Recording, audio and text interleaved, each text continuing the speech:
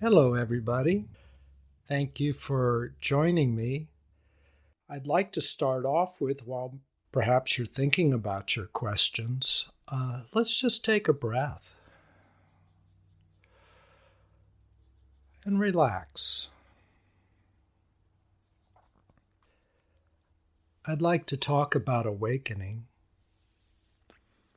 Because you all are listening, I can tell that really you're very interested in awakening from some deep, deep place. Perhaps it's motivated by pain, or perhaps it's motivated just by a deep intuition. It's just who you are, to be whole.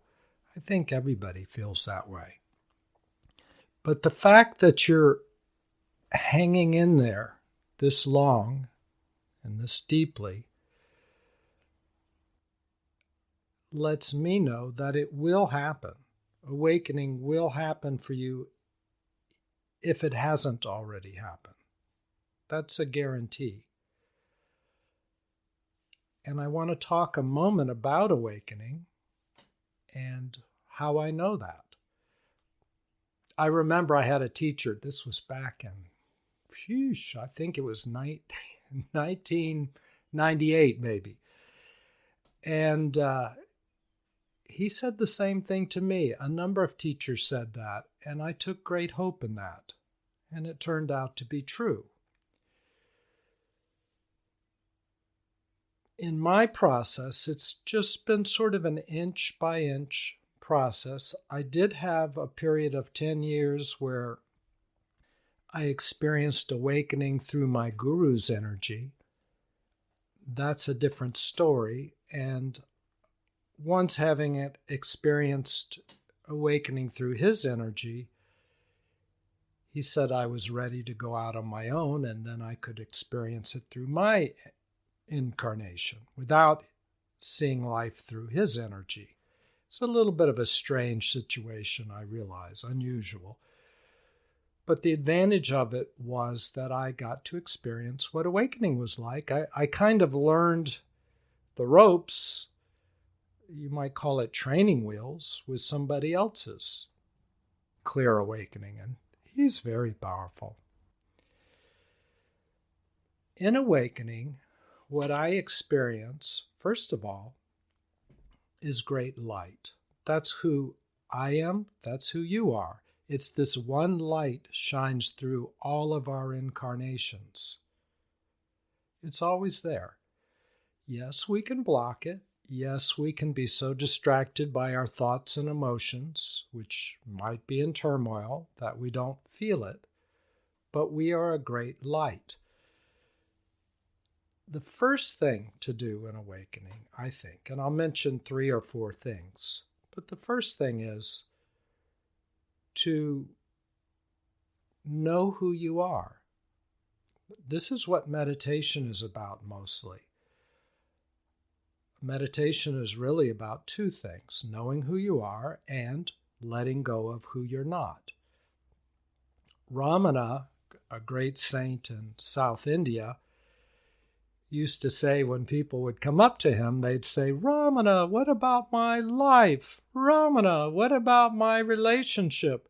Ramana, what about my spiritual practice? Ramana, what about this and that?"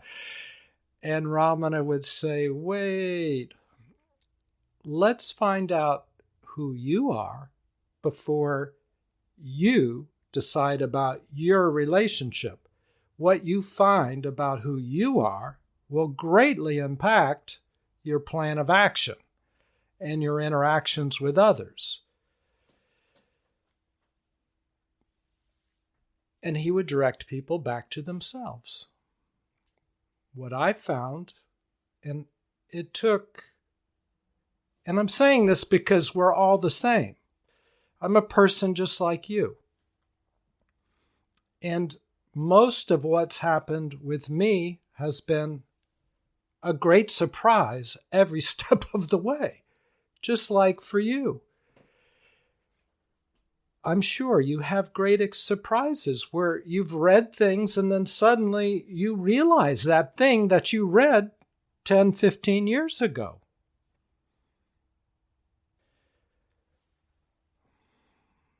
That's what's happened to me. And it's been baby steps all the way through.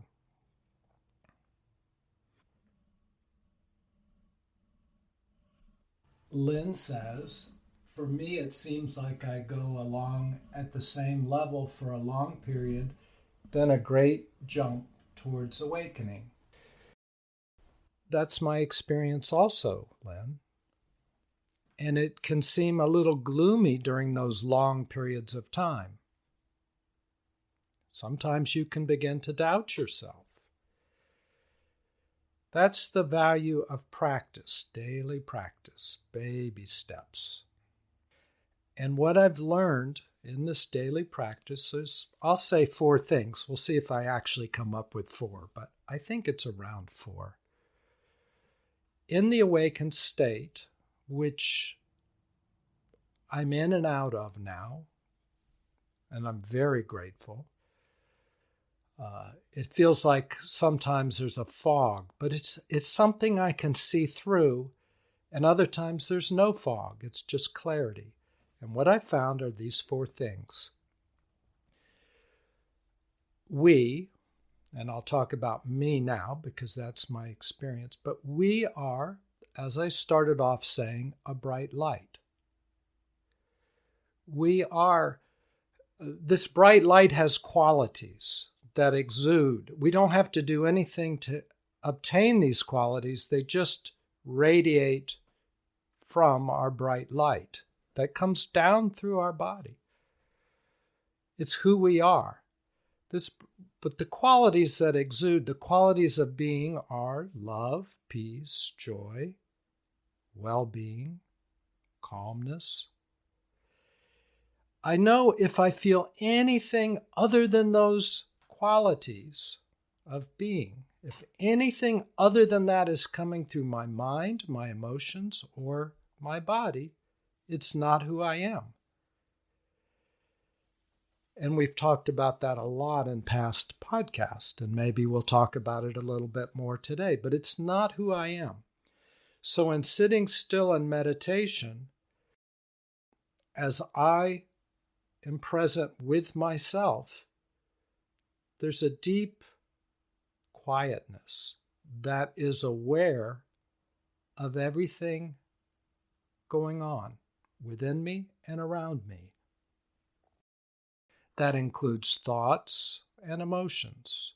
I'm aware of them, but I'm not them. I've created most of them, maybe not all of them. Maybe I've absorbed a bunch of them. None of them are me. They're in my body. They're in my mind. And quote-unquote problems are made of thoughts and emotions. I don't have a problem.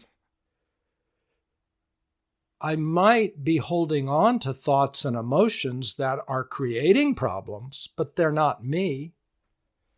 They're things I have created in ignorance in the past, and because I haven't discreated them, they're still pounding around inside of me, causing me troubles. So what I've realized is I am a bright light with these qualities: love, peace, joy, well-being, bliss, so on and so forth. But more than that, in oneness, the universe comes through me. The universe is me. And in that is deep trust. There's nothing but trust. There are no problems. Because the universe is orchestrating everything. I don't have to know how to solve every quote-unquote dilemma in life. I don't have to know. The universe knows. And the universe will work it out. Long after this body is gone off of this earth, dilemmas will be solved in this world.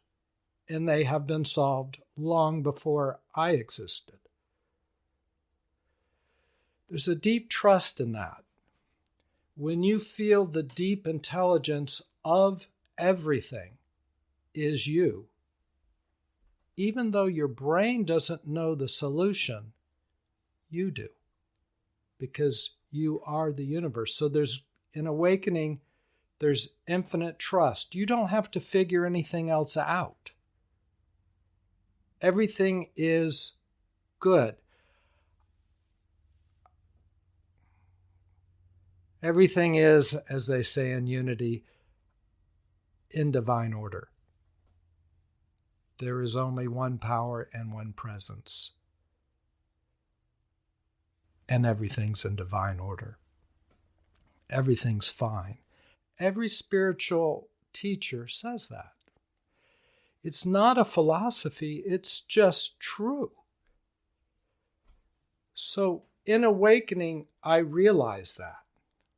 I don't think about it. I don't philosophize about it. I don't finally come to that conclusion.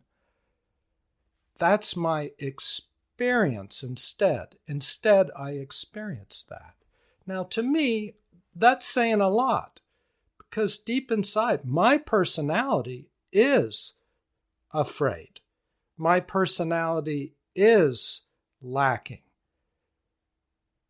It feels unsafe. Trust is the opposite of that. So the beautiful thing that's been happening within me is my personality has now started to be informed. And this has been going on, just like you said, Lynn, for a long time. But now another big leap.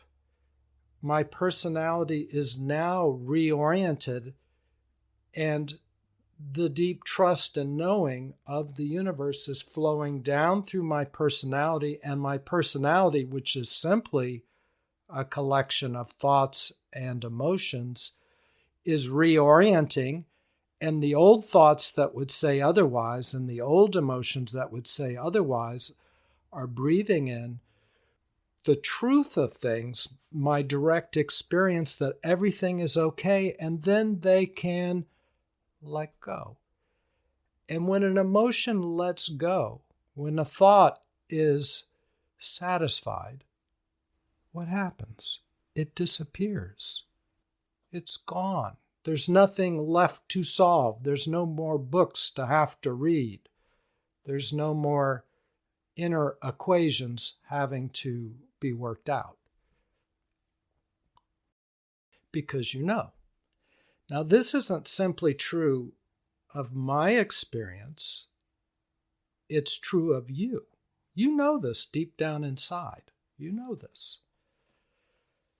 And you are experiencing this. And some of you are well down the road past me. So this is not a foot race. It's just me saying what my experience is, just because so many people have told me what their experience is. And that's given me some hope in those long stretches.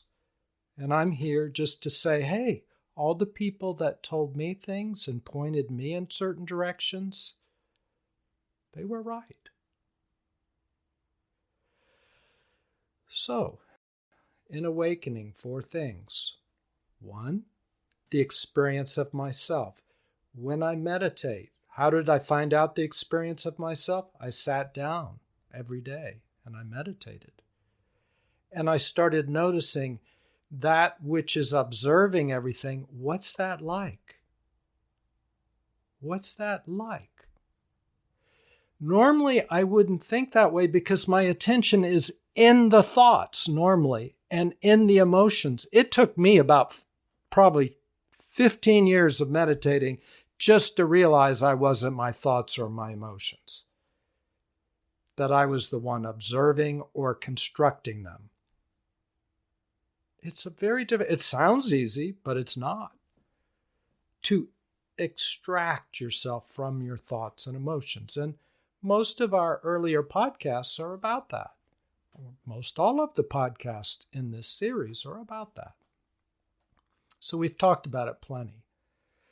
And in that, as I said, the second thing is deep trust. And this isn't an order. It all happens sort of at the same time or in an ebb and flow. You go forward on one level and then suddenly something else opens. Maybe trust opens up a little bit later after you start to experience yourself.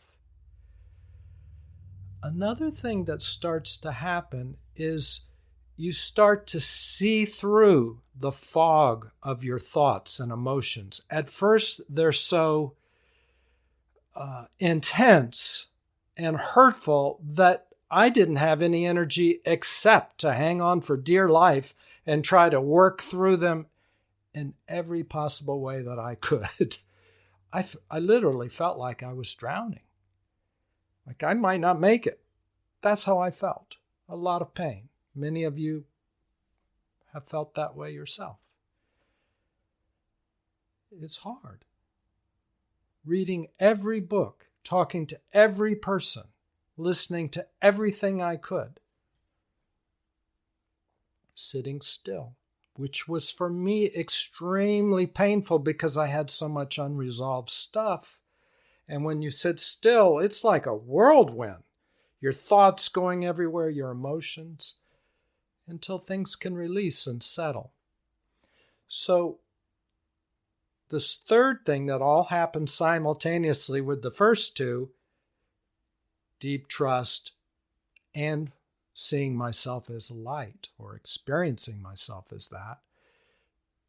The third thing that happens at the same time is you start to see through these emotions and thoughts, and they begin to release or dissolve or melt or expend their energy. You'll feel it all different kinds of ways, at least I have. And as they dissipate and dissipate and dissipate, where it is now for me, it's like a fog. It's not like a brick wall. It's now like kind of a light fog. And it obscures my vision some, but I can see through it. And as I see through it, I'm the light that melts the fog. That's just my experience. It's not a metaphor. It feels like I am light, seeing melting off this fog, burning off this fog. And the fog kind of hurts, but it feels good at the same time because as it melts, it's the last layer of the delusion or the obscuring part of the mind or the emotion. And everything is made of peace, love, and well-being. Everything is made of that. That is the only building block in the universe. There's only one building block because there's only one essence of the universe and beyond, and that is the infinite. And the qualities of the infinite are the same as the qualities of my being. Because like Jesus said, every time somebody said, "Oh, good teacher," he'd say, well, "Wait a second, there's only one good, and that's God, not me." But that's true for all of us. And I could pick any religion. I just have gone to theological school for 4 years, so I know some Bible verses. But I've gone to India 13 times, and and I've had a lot of good instruction from Buddhists, from Hindus, mostly from Hindus. Seen a lot of awakened teachers.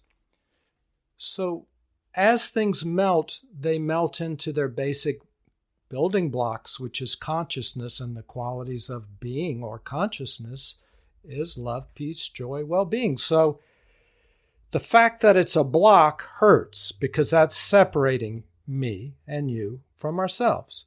But as it melts, it's what it's made of feels good. Love, peace, and joy. So it kind of hurts but feels good as it's melting.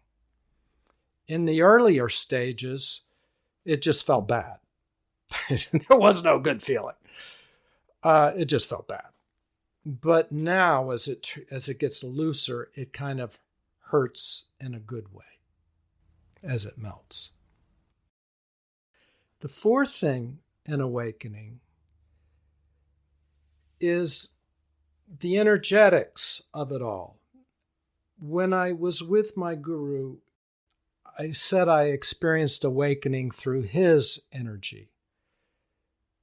Vastly powerful. Miracles would happen around me through his energy. I thought it was my energy. I thought he had opened me up. Turns out he was letting me borrow his energy. But now I feel through my incarnation, this energy coming through me now without his help.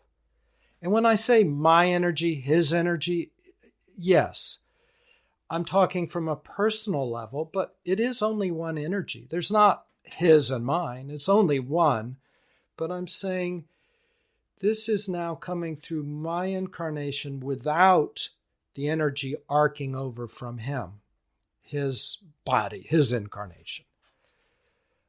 As it comes through my incarnation now, it can only come through because these things that I'm not are melting away, this hurt, fear, and anger, the symptoms of separation, the things that my personality is made of, the things that when I sit down in meditation, I watch.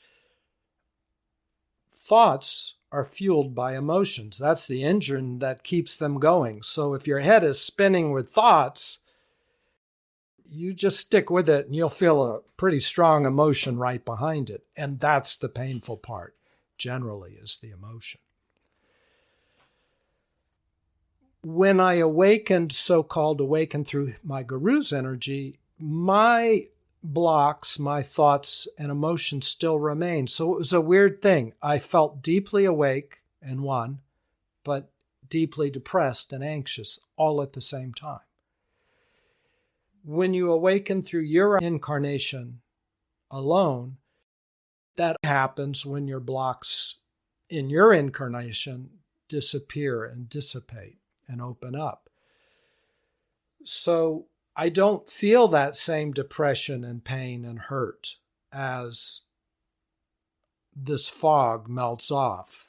It feels good that it feels bad, actually. So the fourth part that I'm getting to is the energetics of it. As I open up, a radiance begins to flow through my channels. In India, they call them nadis. And maybe in China, the acupuncture points might be along meridians. These are energy channels.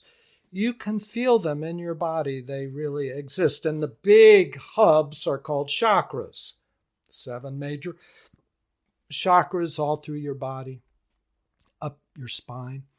And then lots of little ones, thousands of little whirlpools of energy all through your body.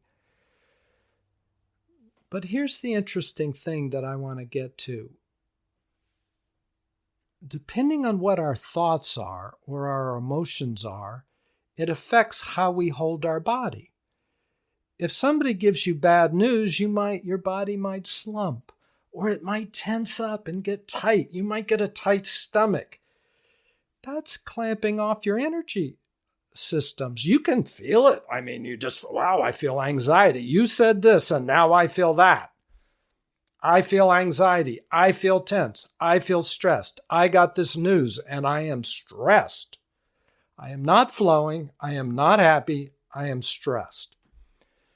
Now remember, I started off saying anytime I feel anything but flowing, love, joy, peace, and wellness, that's not me. Well, my body is the overflow system for all that's not me. It holds all this hurt, fear, anger, and that's got to affect my health, right? I'm all clamped down and tight. That can't be great for me. I don't know how it affects me, but it has to affect me. So as I open up, as you awaken, you'll find your body opens up. And that which comes through you, the oneness, flows through your body, and that becomes radiance. Also, stored radiance is old pain and hurt that's been balled up and jagged-edged pain. As it releases, relaxes, and dissipates, it melts into its basic ingredients, love, peace, and joy, and that adds to your radiance. It just goes into the pool of free-flowing radiance. It has to be created and frozen into a shape to turn into a thought. Love, peace, and joy has to be frozen into a sharp edge to turn into a thought and turn into an emotion. It's an object that we've created, and that's just floating around inside of us. But as it melts, as we discreate it, it turns back into the flowing energy that it is. Love, peace, and well-being. These are qualities of your being. So, everything is informed. The reason why it's so important to know who I am is because everything is informed by that direct experience of who I am, the infinite. My thoughts think that I'm not that way because they were created before I knew that. So they have an attitude that's coming from a different direction. But when I experience myself as infinite being, they begin to absorb that information, relax, release, and disappear. We talked about that. Same with the emotions. Well, it's also same with the body. The body begins to open up. The body begins to hold itself differently. Your energy channels, your nadis, or your meridians, your chakras, open up. They begin to flow. Everything starts to shift, and it becomes informed by who you are, and it just feels inside like suddenly you can see through and beyond what you felt that you were before. And some of this stuff is we've been doing it so long, or I've been doing it so long, that it just seemed like the way I was. It didn't seem like there was anything wrong with it. It didn't seem that miracles would naturally flow through me. It seemed like they naturally would not, because that's what everybody says and believes, and that's what I said and believed. It feels like I should be anxious when I hear bad news, because that's what everybody does. It felt like I should be working out my issues, and that is a valuable thing to do, but at some point, everything opens up and just flows. And there are no issues. That's not to say to get to that point, you don't have to work through a bunch of issues. You do. I'm a big believer in therapy. I'm a therapist, so no spiritual bypasses. A spiritual bypass is when you say, oh, I'm an infinite being. I don't have problems. Problems don't exist. They're just an illusion. I don't need to work on them, or I'll meditate instead, even though I have PTSD. Maybe I need therapy.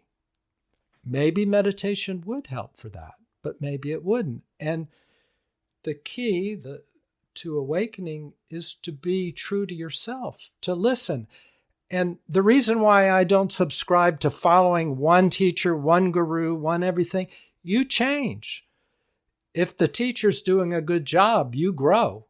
And then your perspective changes, and then you realize, oh, this other teacher is now more helpful to me. So any kind of plan that tries to lock you in, I'm not a big proponent of that. I'd say trust yourself. You're your own teacher. Trust you. So continuing with this fourth essence of awakening, because I'm so ingrained to how my body should be, and I hold tensions I don't even know that I'm holding, that's the value of yoga. Because what does yoga do? It stretches you out. You hold poses you don't normally hold, and on a physical level, things open up. Or any kind of physical activity can be helpful for that. You can do yoga at home. You can find lots of yoga on any of these channels. People are doing and offering yoga classes. I love going to a yoga class in person, even better, because you share that energy that's flowing through everybody in the same room. yoga, or you can go online. I love Yogananda's energization exercises. There's like a 15, 20-minute video, a number of them online. Just Google Yogananda energization exercises. You'll find somebody demonstrating them. Wow, they just blow me away. I do them every day. Now, I have to say, the first couple years I did them, I didn't get much effect, but I just trusted there was something good and I did them. I felt somewhat good, but now I don't know what to say. I just go into oneness almost. They're just lovely. And they're easy. And they're things you can do right at home.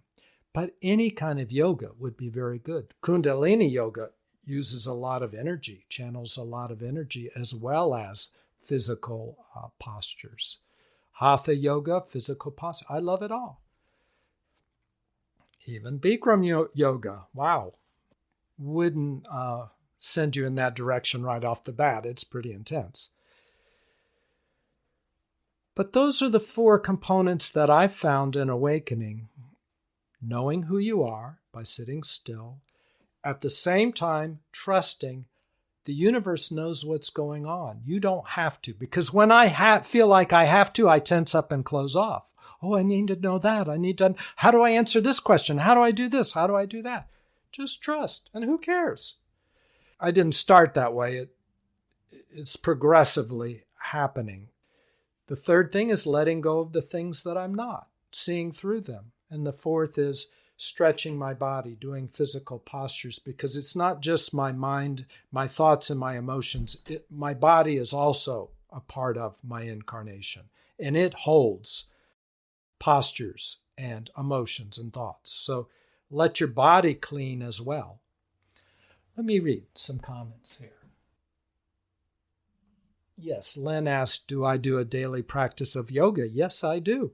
I do that Yogananda energization exercises every single day. And if there's a day when I can't do it, they're supposed to take 15 minutes. I get so deep into it and enjoy it so much and really let it work for me that I take maybe 45 minutes doing a 15-minute program, because after each posture sometimes, or during the posture, I just feel such release and relaxing. And like Yogananda said, he said, if you spend remember he was from a time long gone, and he was talking about the farm life. And he says, if you spend an hour milking a cow, don't just get up and knock the pail of milk over as soon as you get up. Enjoy the milk, take time with the milk, drink the milk, sip the milk, have a good time with the milk. Same with meditation was his thought. He said, don't just do yoga or meditation and just say, okay, gotta go. I did this posture. What's next? I'm going to get done in 15 minutes. Don't rush, because the point is to let go the sickness that says that I have to rush. Now, I know we have schedules, so you got to do what you're going to do. But if I don't have time and I can only do 5 minutes or 1 minute, I just do 1 minute and really feel it. Just do 1 minute's worth. And the most profound part of the energization exercises, and it mostly opens up joints and muscles and stretches and things like that. But for me, if I had to only pick one thing, it's so simple.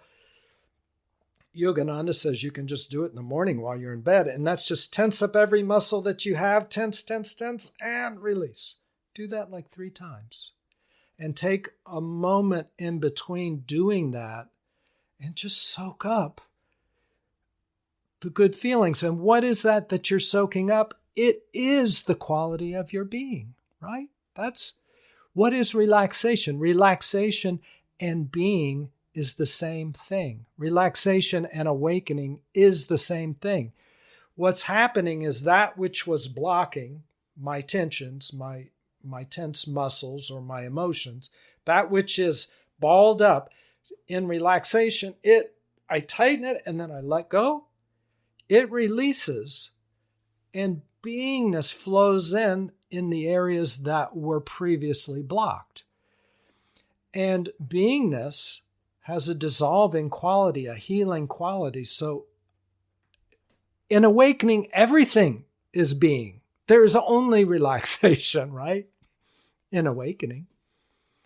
And since we're all here because of awakening, it would be kind of funny for me to do yoga fast, because I'm trying to do the opposite. Fast is tension. Relaxation is absorbing, is enjoying. Enjoying is quiet. My favorite sound is quiet, because in quietness, I can hear the universe. I can experience the qualities of my being, which is the same as the qualities of the universe.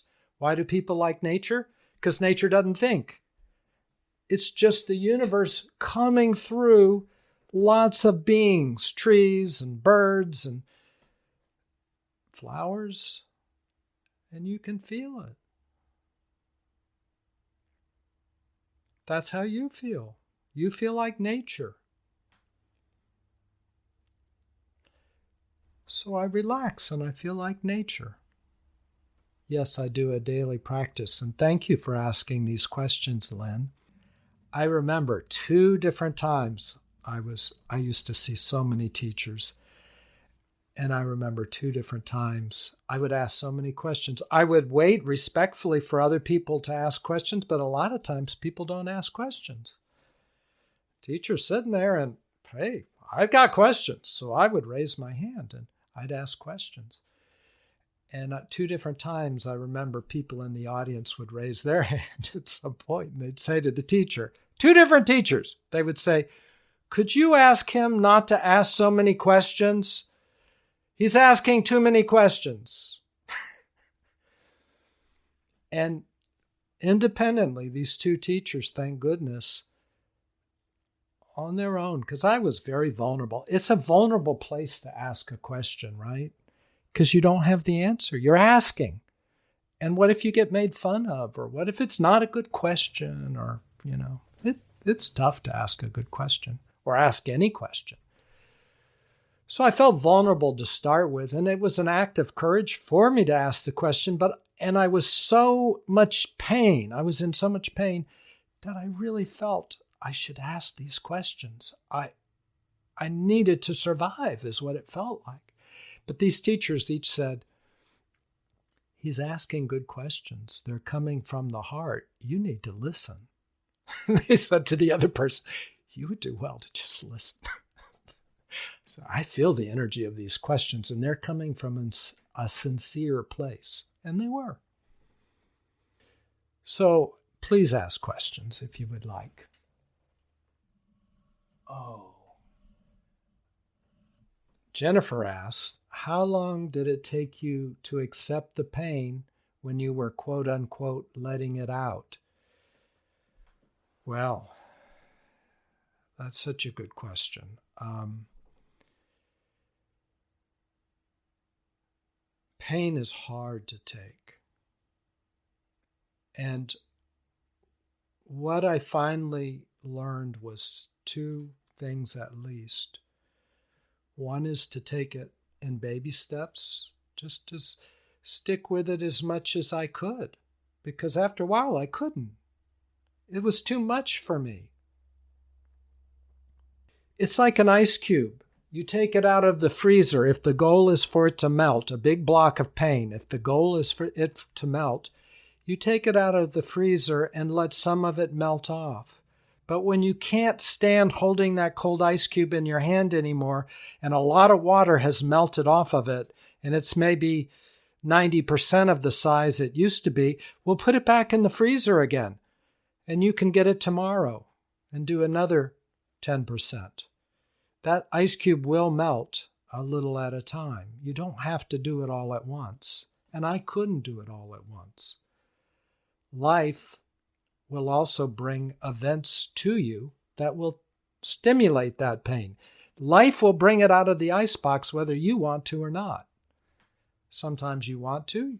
Sitting down in meditation brings it out too, because in meditation, what are you doing? You're sitting still. And when you sit still, it's hard to repress stuff, hard to repress pain.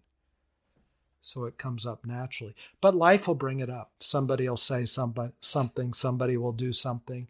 The universe knows what you need. And your journey is to awaken.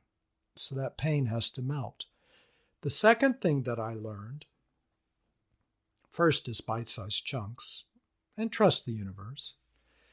I guess that's two things. Well, so making this now the third thing, I suppose, is that a teacher pointed out to me, a German in India, pointed out, hey, you have a weak nervous system.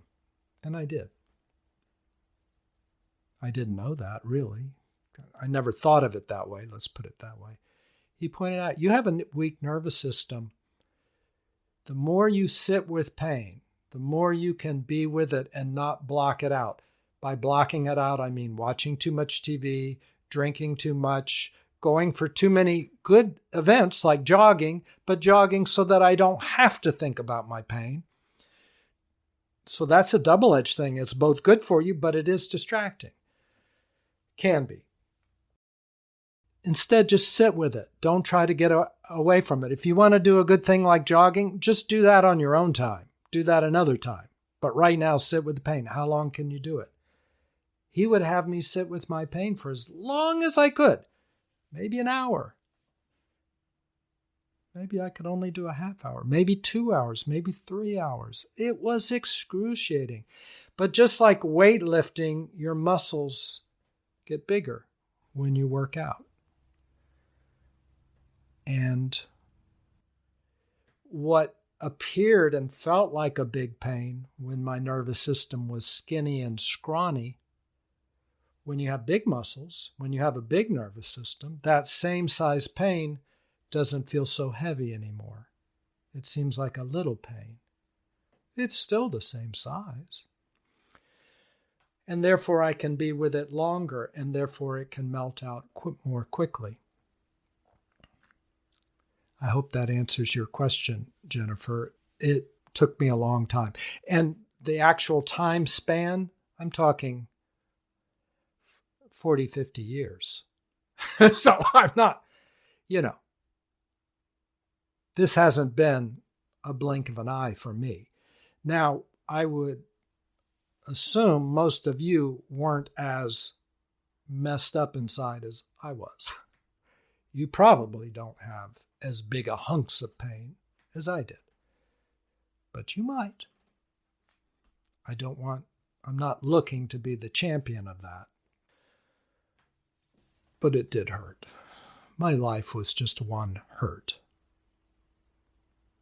I learned, why do you think I became a therapist?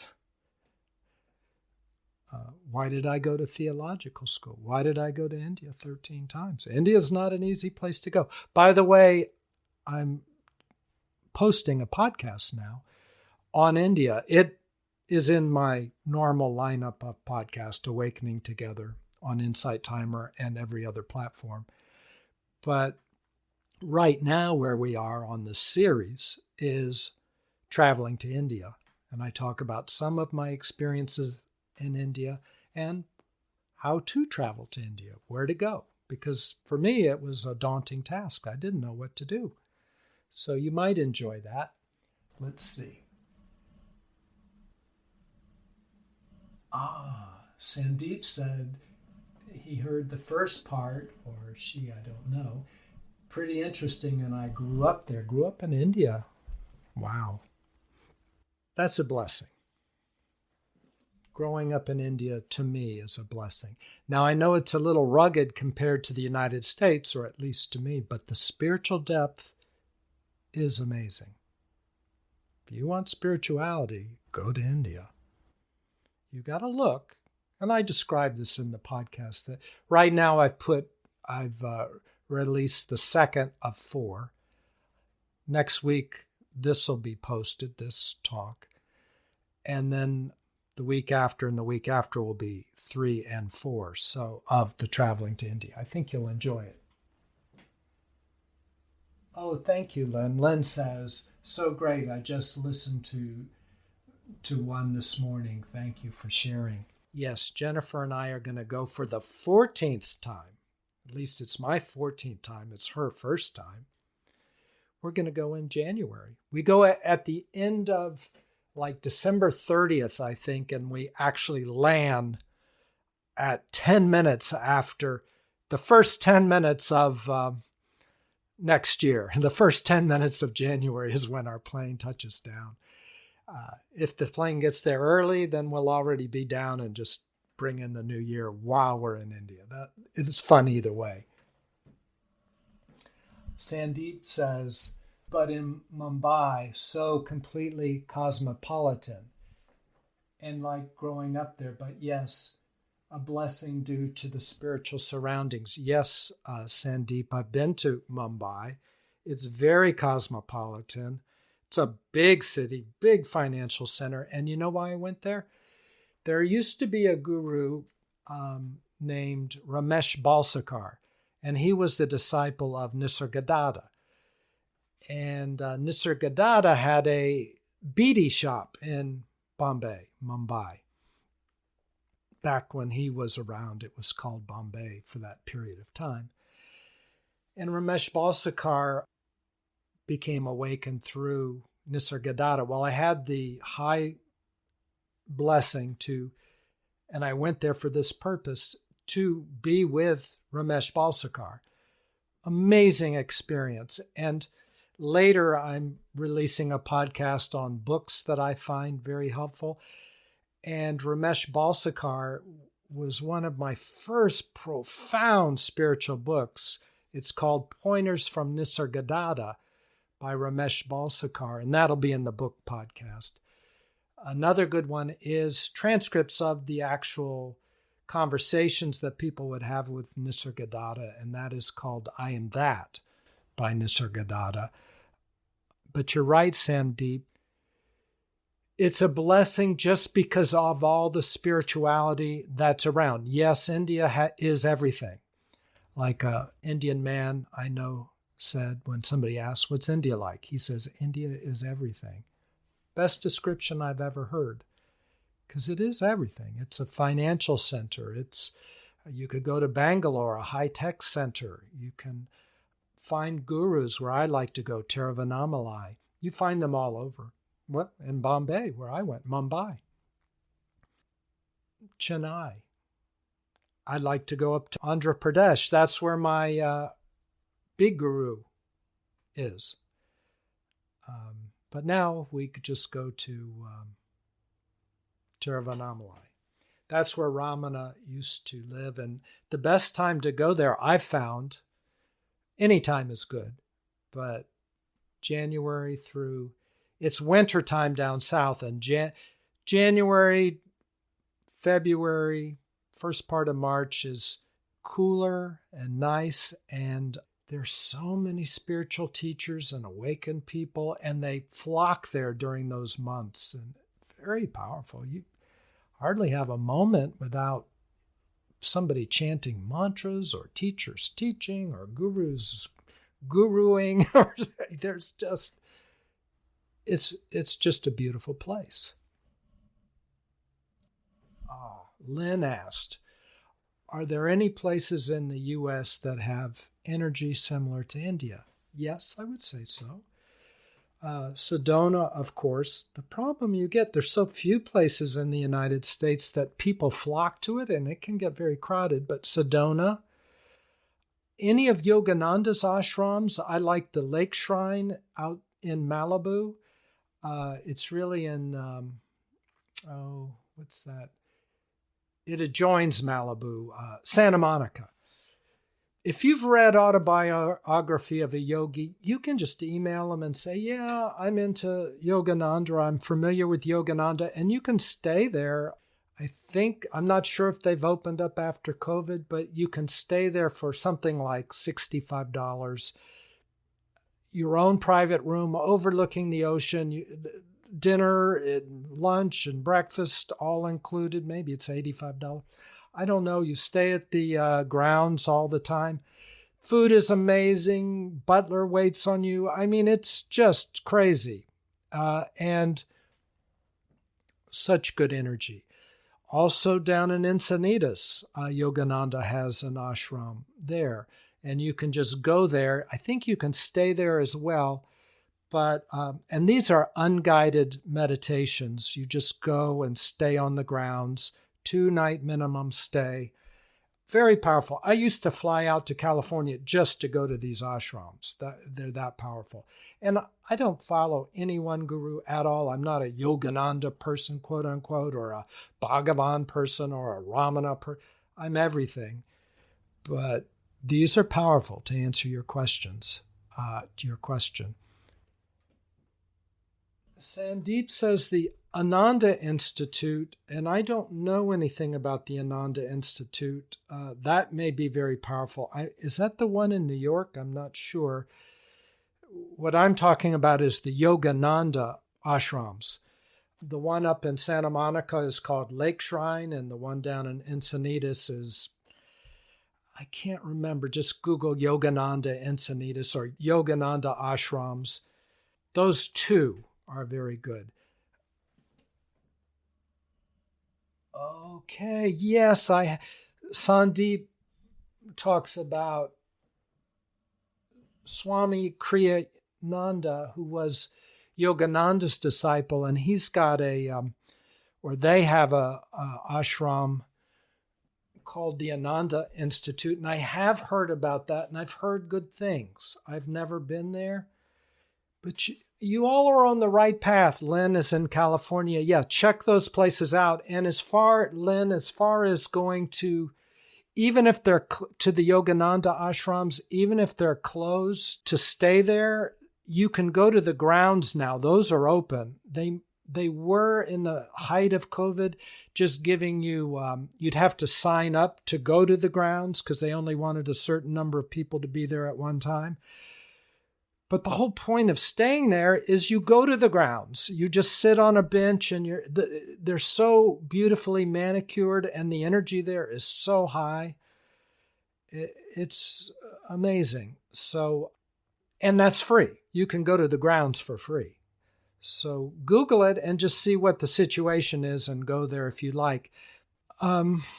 Okay. Thank you so much for joining me today. Thank you, Sandeep. Sandeep says thank you.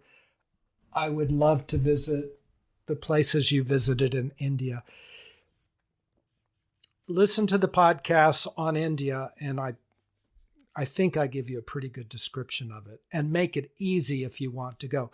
And Sandeep, another thing I'll tell you, everybody, if you can go to a Hindu temple in the United States, there's one in Malibu. There's a Hindu temple in Malibu. They're all over the place. But I mean these old-time Shiva temples, they bring in stone carvers from India and they make these temples. Go to those. They're powerful. Find one of those. But for those of you in California, there's one in Malibu that's powerful. You just sort of have to check it out and trust yourself. You're like a little mini Geiger counter. And when you go up to a temple, if you feel it, then just sit there. Buddhist temples are great too. I love going to cathedrals when nobody's there. I love the energy there.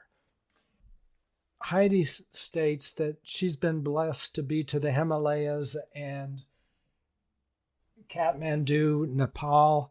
Yes, I've been to Kathmandu, Nepal, also Bhutan, Himalayas. Amazing. Bhutan, incredibly powerful. As powerful as India, but in a different way. You just can't stay there as long as you can in India. And I talk about that in the podcast as well. Good question. Thank you. Yes, Bhutan is great, Sandeep. And if you haven't, Sandeep, if you have an Indian passport, you're not bound by time limitations. You can go to Bhutan pretty much as you want. So all Indians, they've got it made as far as Bhutan is concerned, and it is just amazing. I would highly recommend it. India and Bhutan, and Brazil's different, but we can talk about that. but India and Bhutan really focused and powerful. Thank you so much, everybody. I've really enjoyed it. I hope you are enjoying the podcasts. I think now we've got about 75 of them or something. Have a great day, and I look forward to talking to you again in 3 weeks. Bring your questions. Thanks so much. Bye. Hello, this is William. If you've enjoyed this podcast, please consider sharing it with somebody else. Send them a link. Thanks so much.